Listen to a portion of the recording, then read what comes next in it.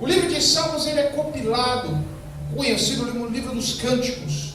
Cânticos de quem? Cânticos de Israel. Cânticos que fizeram parte da história de Israel.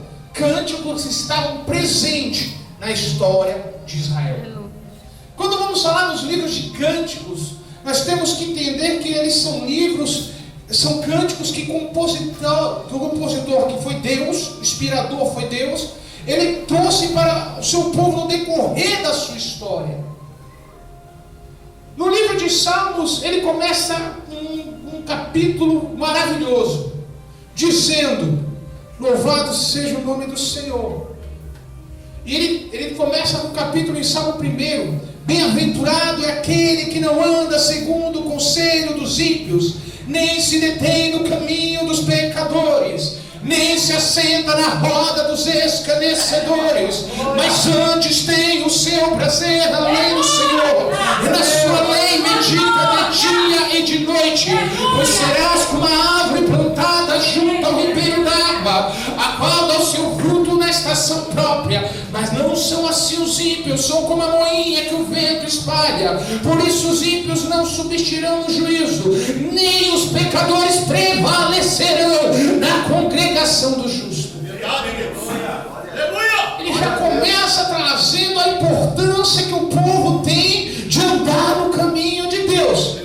E quando ele vai terminar o livro de Salmos, no Salmo número 150, ele termina dizendo que tudo quanto tem fôlego, louve ao Senhor.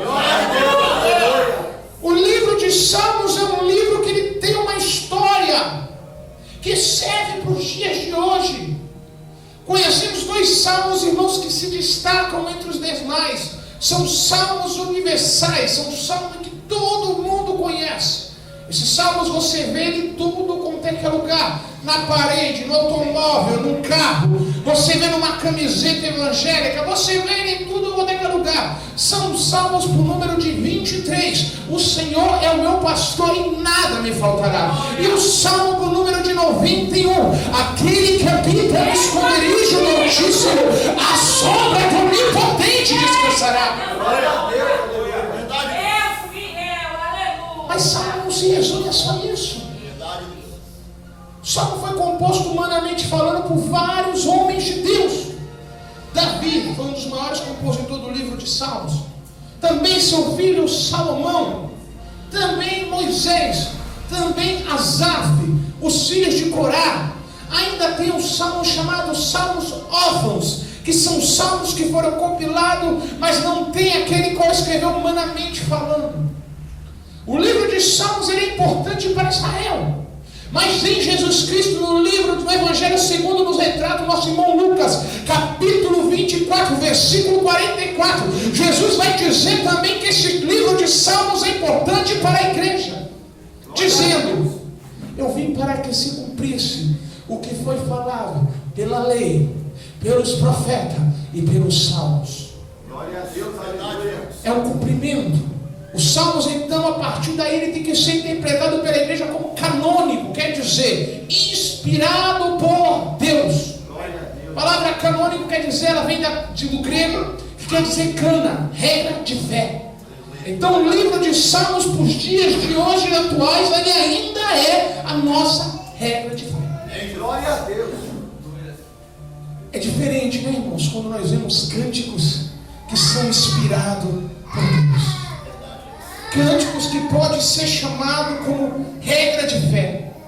Vivendo num tempo hoje que os famosos cantores gospel só dão escândalo em cima de escândalo, cobrando fortunas para vir louvar. Muitos já não louvam mais em igreja, só louvam, louvado seja Deus, para grande público, para shows, vendendo CDs, livros. Hoje os heróis da igreja contemporânea hoje são famosos, são ricos, são prósperos. Mas quando a gente vai estudar a Bíblia e ver a história da igreja, que não foi uma história baseada em riqueza, mas foi uma história baseada em sacrifício, em renúncia, em almas convertidas para Deus. Quando muda o foco, irmão, muda a adoração. É por isso que a igreja, a Assembleia de Deus, ela ainda valoriza os hinos da harpa cristã, ela ainda valoriza aqueles hinos antigos,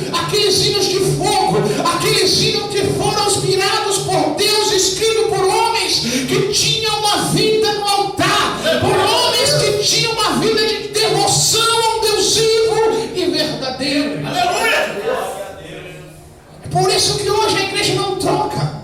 Pelo menos eu posso afirmar os espirituais. Hoje em dia sabemos que nem todos que estão na casa de Deus pertencem a Deus. Mas os espirituais, eles sempre vão velar pelos bons costumes. Eles sempre vão velar pela boa palavra. Eles sempre vão velar pelos hinos espirituais na casa de Deus. Glória a Deus. Aleluia! Hinos que quando eram tocados havia batismo com o Espírito Santo. Hinos que quando eram tocados, irmãs, era curada de câncer. O câncer não resistia ao hino adorativo ao Deus vivo. Aleluia! O paralítico andava. O demônio era obrigado a se retirar com toda a sua potestade daquela pessoa. Glória a Deus. Porque ela cantava um hino ao Deus vivo. Isso é importante para a igreja. Saber que os cânticos não é para agradar os que estão aqui de trás. Não desmerecendo, porque todos somos de Deus. Não é para agradar ou desagradar o que está aí à frente. Mas é sim para agradar aquele que está no centro. Aquele que está no meio do tabernáculo do centro. Aquele que está no meio da congregação.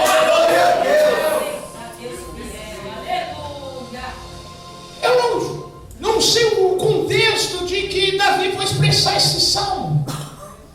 Mas quando eu vou usar uma cronologia básica da hermenêutica, quando eu vou ver o salmo anterior, que é o 14, eu vou entender um pouquinho do 15, ou compreenderei melhor. Eu vou dar um tema ao culto, à pregação de hoje. Esse tema será 2 perguntas e uma resposta. 2 perguntas que o salmista faz a Deus em sua oração, em seu clamor, e uma resposta que o salmista recebe de Deus pela sua própria boca. No Salmo 14 diz o texto: a loucura, a corrupção do homem. O insensato diz no seu coração: Deus não existe. Todos se corromperam, praticaram abominações. Não há quem faça o bem. O Senhor olha do céu para os filhos dos homens, para ver se há alguém que tem entendimento, que busque a Deus.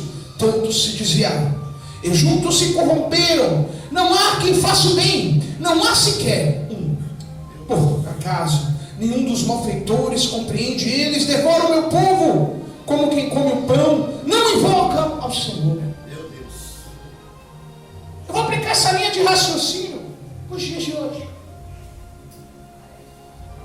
O irmão Deus estava usando o irmão, falando das necessidades, do tempo que nós estamos passando, do tempo presente, de tudo está caro, tudo está difícil, desemprego está grande. Por quê? Nós somos abençoados por Deus num país maravilhoso. Brasil, geograficamente falando, é abençoado. Pela natureza, é abençoado, tudo que planta dá. Mas é um país corrupto. Um país onde os governadores não velam pelos pobres, não se preocupam com a saúde, não se preocupam com o saneamento básico, não se preocupam com a população. Um país de mentiroso. A grande cúpula desse país é mentirosos, hipócritas que só pensam em si mesmos. Porque não conhecem a Deus. Porque não temem a Deus. A igreja brasileira, ela não passa perseguição. Porque o Estado é laico. Podemos pregar Jesus. Podemos ir nas cadeias, nos hospitais. Mas todavia a igreja não pode deixar de ser oprimida. E a igreja brasileira é oprimida assim também, por muitos e muitos acasos. Desde heresias, desde o ganho. Talvez hoje este país seja um dos países mais mentirosos do mundo. E o problema, a mentira, a corrupção, a falsidade tem entrado nos lugares celestiais. Talvez nunca tenha ouvido na igreja um número tão alto de falsos profetas, falsos discípulos, como nos dias chamados hoje. Talvez a palavra de Deus nunca foi tão distorcida como no dia chamado hoje. Talvez o pregador nunca se preocupou tanto com a sua vida, com seus ganhos, com seus benefícios, como no dia chamado hoje. Meu Deus. E a igreja está no meio de tudo isso. A igreja trabalha com patrões, pessoas que enganam, roubam, mentem. Aí a igreja trabalha aquele dia fatigado, chegamos em casa cansado, dessa corrupção. Nós temos na rua, a imoralidade opera. Mas nós temos que buscar a presença de Deus, porque nós somos uma noiva que espera o noivo. Nós temos para a igreja para buscarmos a experiência com Deus, para buscarmos a remissão do pecado, para buscarmos o Espírito Santo em nossa vida. Glória a Deus, aleluia, Jesus. Muitas vezes nos deparamos com coisas erradas. Talvez o salmista, depois de trazer esse questionamento acerca de Deus dos insensatos, algumas traduções, talvez na tua esteja escrito a palavra nécio. Quer dizer nécio, insensato, louco, aquele que não tem conhecimento da verdade, aquele que não conhece Deus. Quer dizer, decorrente a tudo isso que eu falo, aqueles que não conhecem Deus, eles andam desesperados, eles andam fatigados, eles andam preocupados. Mas bem-aventurados somos nós que ouvimos a voz de Jesus quando ele disse: não vos preocupei com o dia do amanhã, porque o dia do amanhã pertence a mim. Assim como o Pai, ele cuida das aves do céu, a qual, louvado seja Deus, não tem ninho. Glória a Deus. Assim ele cuidará de vós. Vede, pois, os lírios do campo, como são belos, nem Salomão no auge da sua riqueza se embelezou tão bem quanto os lírios do campo. O Pai cuida da natureza, disse Jesus. Então o Pai cuida da sua igreja. Glória a Deus. Glória a Deus. Glória a Deus. Aí Davi vai orar a Deus.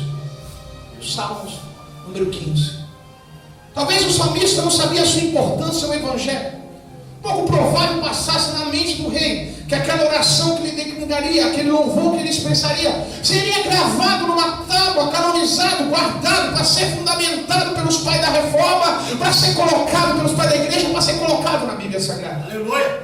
Mas Davi vem com duas perguntas muito interessantes para tentar abordar nessa noite.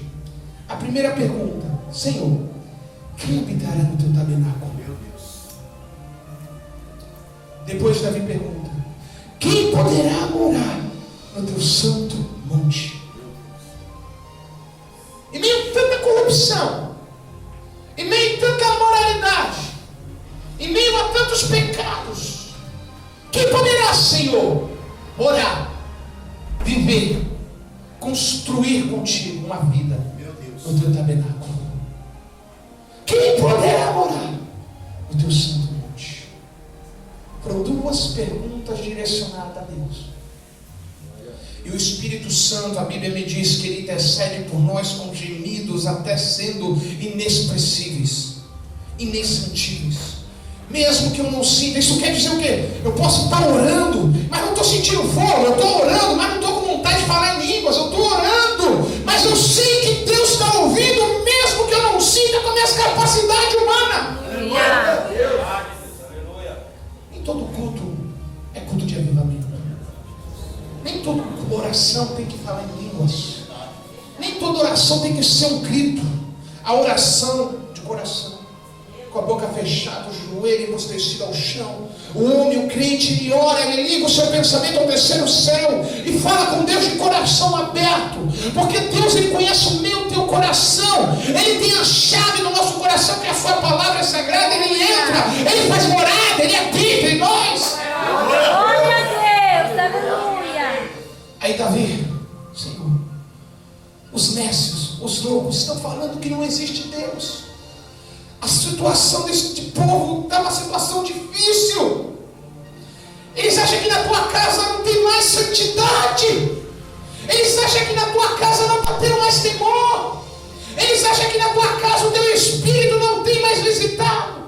Mas Senhor, quem poderá morar? Quem poderá, Senhor, morar no teu santo monte? Habitar na tua casa. Aí no capítulo 2 ao 5 vem uma resposta. Muitas pessoas hoje, eles não dizem que crê, mas não creem. Se eu estava conversando com um jovem, as pessoas não gostam da palavra teologia, estudo da palavra. Teologia nada mais é que estudo da palavra. Não gosto. É do homem, muitos dizem. É do homem. Esse negócio de teologia é do homem. Só que se a gente for ter um pensamento desse, cuidado. Que daqui a pouco você vai dizer que essa palavra é do homem também. Porque eu creio que Deus usou Davi há mais de 2.500 anos atrás. Eu não posso crer que Deus vai usar o irmão hoje. Eu não posso crer que Deus vai usar você hoje. Glória a É Deus. difícil, né, irmãos? É Bem-aventurado é aquele que crê sem ver. Porque Pedro vai fundamentar isso dizendo: aqueles profetas do passado, na segunda Pedro, eles não profetizaram de interpretação humana, de entendimento humano, mas todos eles profetizaram inspirados pelo Espírito Santo de Deus. Aí Deus abre a boca de Davi. É o mesmo Deus que abriu a boca de Moisés. É o mesmo Deus que abriu a boca de Jeremias. É o mesmo Deus que zela para cumprir a sua palavra. Ele abre a boca de Davi com uma resposta concreta para a igreja, dizendo: aquele que vive com integridade, pratica a justiça, fala a verdade de coração, que não difama com a língua, nem faz mal ao próximo, nem calunia o seu amigo, aquele cujos olhos rejeitam o desprezível, mas que também honra os que temem ao Senhor, o que não volta atrás, mesmo quando jura com prejuízo, que não empresta o seu dinheiro exigindo juros, nem recebe suborno contra o inocente, aquele que agir assim, nunca serás abalado. Sabe qual é a resposta para o pecado? Quero que você entenda isso. Davi faz duas perguntas. Sabe qual é a resposta que Deus dá para Davi? Ele dá a resposta para o pecado. Sabe qual é a resposta para o pecado? Santidade. Aleluia. Glória a Deus. A resposta contra o pecado é santidade. Meu Deus. O que Deus quer de nós hoje? Santidade. O que Deus quer que nós mostramos para este mundo, para esta sociedade? Santidade. Glória a Deus. A glória. Santidade. Glória a Deus. É tão importante a santidade que a Bíblia vai me dizer que sem santidade ninguém verá a Deus. É importante a igreja, nos dias de hoje, nesse século pecaminoso, voltar a resplandecer na sua vida, na sua conduta, no seu comportamento. Santidade, igreja! Glória a Deus! Sabe por que é santidade? Muitos acham, pensam que santidade era só vestimento. Se vestir como crente, andar como crente. Outros acham que santidade é um ato de falar como crente. Eu posso dizer que você pode estar sendo Pedro. Anda como judeu. Anda como cristão. Porque uma vez falarei, você andava com Cristo. Você anda igual a Ele, você está vestido, você fala igual a Ele. Eu não. Tem negado. Quantos Pedro tem negado a Cristo? O galo vai tocar.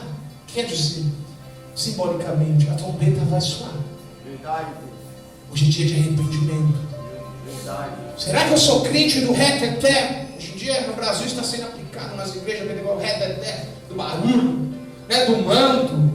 É bom, é gostoso, irmão. Sentir Deus é algo maravilhoso. Eu não sou contra você sentir Deus. Eu não sou contra falar em línguas, eu falo em línguas. Eu não sou contra profetizar, não sou contra nada disso.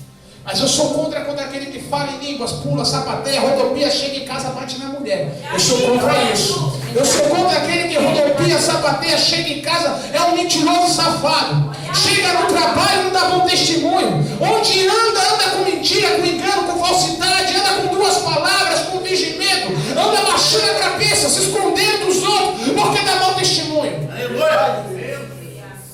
Quando tu chega na vizinhança e fala, é aqui que mora o irmão. Meu Deus, aquele irmão aqui nem nasceu.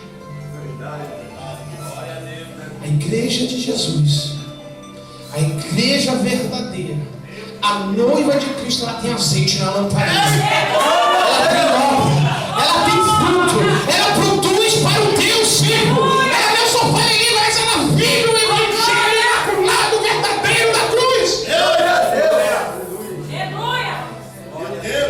Aquele que vive com integridade, honestidade. Aquele que vive com honestidade. Quer dizer o que ser honesto? Não sei. Muitos hoje não sabem mais o que é honestidade, porque diz que ele não é. O que é ser honesto? O que é ser uma pessoa íntegra? É ser uma pessoa que o que eu não quero para mim eu não faço para os outros. O que eu não quero que faça comigo eu não faço para os outros. Se eu não quero que minta para mim, eu não minto para ninguém. Se eu não quero que ande com falsidade comigo, eu não sou falso com ninguém. Glória a Deus. Se eu não quero que fique batendo nas minhas costas e falando mal de mim nas costas, eu não bato nas costas de ninguém para depois falar mal das costas. Porque eu ando com integridade. Ei, eu tenho um dono. Eu tenho um pastor que vela pela minha alma. Eu tenho que apresentar a obra, porque Hebreus diz que eu estou cercado por uma nuvem imensa de testemunhas. Aleluia, Jesus. Eu ando no caminho chamado justiça. Ei, é Jó. Jó falava em línguas? Jó pulava? Será que Jó entrava no manto? Não. Mas quando Satanás vem de rodear a terra, ele tem que falar, diz: tem visto meu servo Jó? Ele tem mente prudente, que teme a Deus, se dizia do mal. Sabe o que dá medo no diabo? Não é língua estranha, não. Não é play, não. Não é cantar bonito, não, pastor. Não é pregar bonito também, não. O diabo tem medo disso, não. Sabe o que o diabo tem medo? De homem honesto. Sabe o que o diabo tem medo? De mulher igual Ana, mulher honesta, íntegra. Mesmo com a inimiga perturbando, ela não está nem aí, ela está buscando o que é de Deus. Sabe o que faz o diabo ter medo de um crente quando ele vê? E aí Paulo fixa os olhos em Satanás e diz: está repreendido em nome de Jesus. Ele tem que rebater por terra. É comportamento de caráter, conduta, honestidade. Justo nunca será envergonhado. A Bíblia, as promessas são maravilhosas, as promessas bíblicas, mas se você ler e entender, só são para os justos. Deus abençoa o ímpio por amor e misericórdia. Mas Deus tem a sua bênção salvadora, conclusiva na vida do justo. O salmista vai dizer: nunca vi um justo mendigar o pão. Sua descendência passa fome.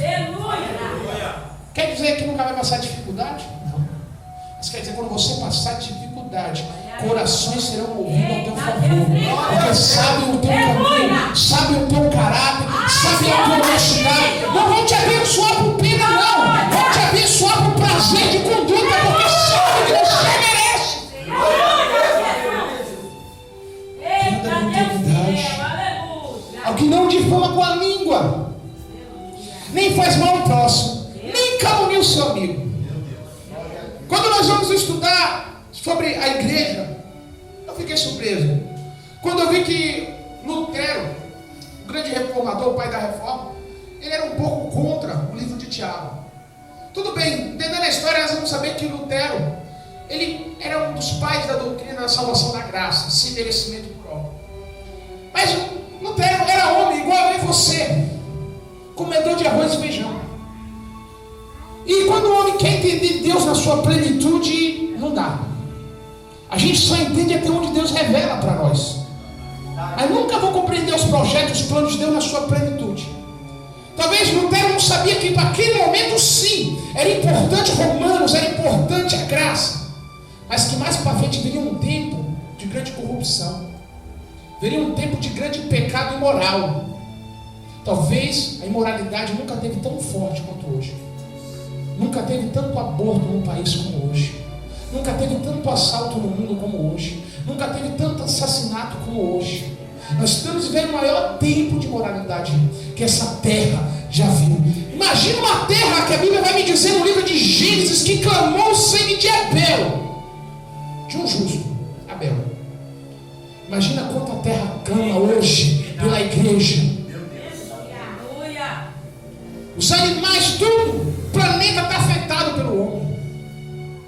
É nesse tempo que a santidade precisa voltar para a igreja. É nesse tempo que nós temos que ser luz. É nesse tempo que nós temos que não só falar com Deus, mas andar como Enoque andou. Andar com Ele. Até o dia de nós sermos translardados, transformados no piscar de olhos e levados entre as nuvens para a glória. Louvado seja Deus. Tiago vai dizer no seu livro que a língua ela é um pequeno membro, mas ela tem um poder muito forte, pastores. Ela incendeia todo o corpo. Ela condena, ela prejudica, ela tira a santidade de todo o corpo. Quer dizer, eu posso me vestir como um crente, eu posso andar como um crente, eu posso ter um comportamento cristão, mas se eu não vigio a minha língua e começo a falar qualquer coisa que sai, eu começo a destruir tudo aquilo. Eu começo a acabar com tudo aquilo que Deus fez na minha vida. Eu começo a dar o chamado mau testemunho. O que adianta estar na igreja e não ser igreja, irmãos? O que adianta pagar esse preço que nós pagamos, teoricamente, porque o preço pago foi na cruz do Calvário. Está aqui todo dia, no calor, no frio. Aquele que faz a obra, eu sei como é fazer a obra. Pregar dia de chuva, furar pneu, empurrando, ir de ônibus, fazer tudo para Deus. Para aquele dia ser lançado fora. Não dá, né, irmãos? E quando isso cai, quando a nossa boca cai contra nós, ela cai em condenação. Porque o problema é esse, irmão. Eu não vou ser julgado pela boca do irmão Bruno. Mas a Bíblia diz que eu serei julgado pelas minhas próprias palavras. Quer dizer, o que eu estou pregando aqui hoje para você, que a gente que adora pregar duro. Eu não prego duro, eu tento pregar o que Deus me manda. Mas o que eu prego aqui, o primeiro a ter que responder sou eu. Verdade. Tiago 3 diz: não queira mais ser mestre, sabendo que os mestres darão os mais duros juízo. Quer dizer, se eu não aprender, não adianta eu pregar. Porque é verdade. Eu estou trabalhando com os novos convertidos na Belém. Tenho falado para eles: não se precipite ao dia de subir ao púlpito. Não se preocupa com isso, não. Se preocupe em se converter. Porque se você subir no púlpito convertido, Deus vai te usar. Aleluia. Porque muitos são os que sobem o púlpito, mas nunca se converteram. Então não há precipite, não tenha pressa. Vá devagar, mas vá com Deus. Glória a Deus. Se o crente não sabe controlar a sua língua, o seu corpo cai em condenação. Salmo número 32: não sejais como a mula e o cavalo, que precisa de cabresto para ser controlado. Cabresto, interpretando através de uma hermenêutica, quer dizer exortação, chamar a atenção. Não seja um crente que os outros precisam ficar chamando a tua atenção, porque você só fala bobagem. Não seja um crente que toda vez o pastor tem que te chamar numa salinha para pedir para você parar de fofocar na igreja. Não seja um crente que defame a sua família, porque você não escandaliza mais a sua própria pessoa, mas você escandaliza Cristo. Todavia, seja um crente tarde no falar, mas pronto no ouvir. Um crente que vigia, mas quando fala, produz uma palavra de Deus. Mas quando abre a boca, o Espírito enche e enche aquele coração que está batido, parado, enfermo de palavras. Quando abrir a nossa boca, abra para produzir o Evangelho, ganho que é Cristo. Qual é o ganho do Evangelho? É Cristo. O ganho do Evangelho é Cristo, irmão. Todo pregador que ama a Deus, teme a Deus, ele vai sempre dizer isso. O ganho do Evangelho é Cristo. Eu não estou aqui para ganhar nada. Quem ganha aqui é Cristo. Porque ele tem prazer. O belo prazer de Deus é um coração arrependido e contrito. Davi falou: esse o Senhor nunca rejeitará. Vamos, o relógio parou, estou sem. Vamos ver o horário. Amém? Glórias a Deus. Ai, meu Deus, já vou terminar. O Espírito é sujeito ao profeta, hein? Já vou terminar já, porque o relógio parou, eu parei com ele. Aquele cujos os olhos rejeitam o desprezível, mas também honra o que tem no Senhor. Não volta atrás, mesmo quando jura com prejuízo. Quer dizer, homem de Deus. Estou falando aqui padrão bíblico. Padrão da Bíblia para homem e mulher de Deus.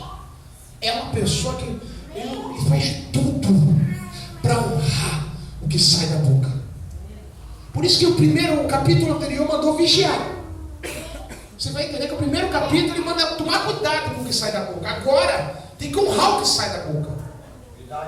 Isso quer dizer, não sai prometendo nada, irmão. Não prometa nada que tu não possa cumprir. Pelo amor de Deus, tu é um ser humano falho. Conheça os teus limites para você saber até onde você pode andar. Não sai falando.